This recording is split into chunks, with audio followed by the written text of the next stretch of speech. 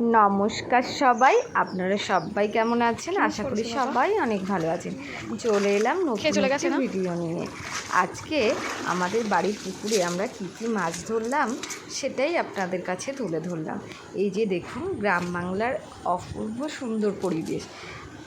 বেশ কিছুদিন ধরে বৃষ্টি হচ্ছে, তাই জন্য কিন্তু চারিধারে পুরো কাদা আর জল। তার জন্য কিন্তু অপূর্ব একটা সুন্দর দেখতে লাগে, কিন্তু কাদায় হাঁটতেও কিন্তু প্রচুর পরিমাণে কষ্ট হয়। আর এদিকে আমাদের কি কি মাছ পড়েছিল এই যে দেখুন। যেহেতু পুকুরটা আগে ছেঁচা হয়েছিল, তাই ছোট ছোট মাছগুলো সবে বেশ কিছুদিন হলো ছাড়া হয়েছে।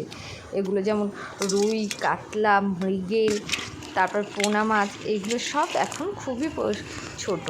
এই যে মাছগুলো ছাড়া হয়েছিল, তাছাড়াও ছিল খাবার মধ্যে ছিল তেলাপিয়া মাছ আর ভেনামি চিংড়ি, যেগুলোকে অনেকে চাবড়া চিংড়ি বলে থাকেন। এগুলোই আজকে আমরা ধরছিলাম। যেহেতু জালটা ছিল ছেঁড়া, তাই জন্য যেহেতু চিংড়ি মাছগুলো যখন জালটা খেমন মারা হয় তখন লাফিয়ে সবসময় উপরের দিকে চলে আসে, আর সব ম্যাক্সিমাম চিংড়ি মাছগুলো কিন্তু বেরিয়ে গেছিলো। আর এই চিংড়ি মাছ ধরার জন্য আমরা কিন্তু আগে মানে খালে গিয়ে কিছুক্ষণ আগে খাবার দিয়েছিলাম। যেহেতু আসতে আমাদের একটু লেট হয়েছে, তাই মানে আর বেশি মাছ পড়েইনি, অল্প কিছু চিংড়ি মাছ পড়েছিল। আর এই যে ছোট ছোট মাছগুলো, যেগুলো আমরা কিন্তু সবগুলোই ছেড়ে দিয়েছিলাম, তেলাপিয়া মাছ আর চিংড়ি মাছ। এই যে দেখুন, একদম ছোট্ট ছোট্ট তেলাপিয়া মাছের বাচ্চা। এই পোনা মাছগুলো বাইরে থেকে কিনে এনেই ছাড়া হয়েছিল, তবে তেলাপিয়া মাছগুলো কিন্তু পুকুরে নিজে থেকেই কিন্তু হয়। যে বড় তেলাপিয়াগুলো থাকে, একটু হালকা নোনা জল আর একটু মানে মিষ্টি জল মিশিয়ে রাখলে বাচ্চা হয়। এই যে প্রচুর পরিমাণে বাচ্চা হয়েছে। এগুলো প্রায় 4-5 মাস পর থেকে কিন্তু আবার এগুলোও খাবার মতো হয়ে যাবে সাইজ। আর এই যে পুকুরের মাছ ধরার আনন্দটাই কিন্তু আলাদা। এই যে তারপরে আরেক জায়গায় বাবা খাবার দিয়েছিল, সেখানে যাচ্ছিলো খামুন মারতে। যে কতটা সুন্দর লাগছে, তার ও সাইডে কিন্তু নদী আমাদের, তার পরপরই এই খালটা। এখন দেখার পালা এবারে কি মাছ পড়ে। এই যে দেখুন আমাদের পুকুরটা কতটা সুন্দর। গ্রাম বাংলার পরিবেশ সত্যি একটা অপূর্ব সুন্দর দেখতে লাগে। আপনারা কে কে এরকমভাবে কখনো মাছ ধরেছেন জানাবেন।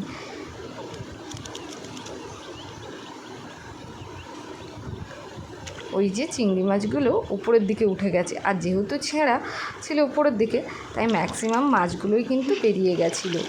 এখান থেকেও পড়েছিল অল্প কিছু, মানে খুব জোর 3-4টে মতো চিংড়ি মাছ দেখতে পেলাম, তার বেশি কিন্তু আর পড়েনি। আর ছিল ছোট ছোট সেই মানে চারা পোনা মাছগুলো, যেগুলো হয় পোনা, রুই, কাতলা, তেলাপিয়া, সেগুলোই পড়েছিল।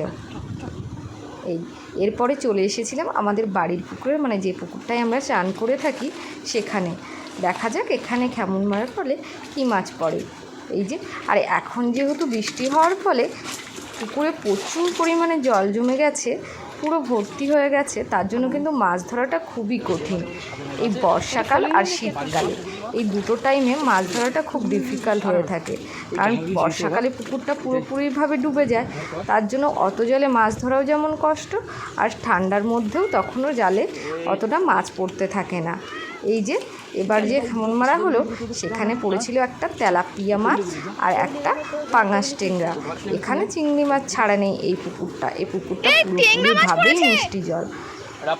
আর আমাদের এই ভিডিওটা ভালো লাগলে একটা লাইক, কমেন্ট অ্যান্ড শেয়ার করে দেবেন। টাটা, সবাই ভালো থাকবেন।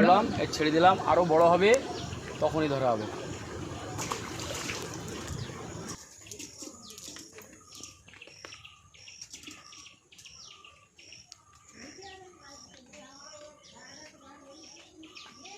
বেশি লাগবে না, একটাই তেলাপিয়া লাগবে, তাই একটাই ধরলাম।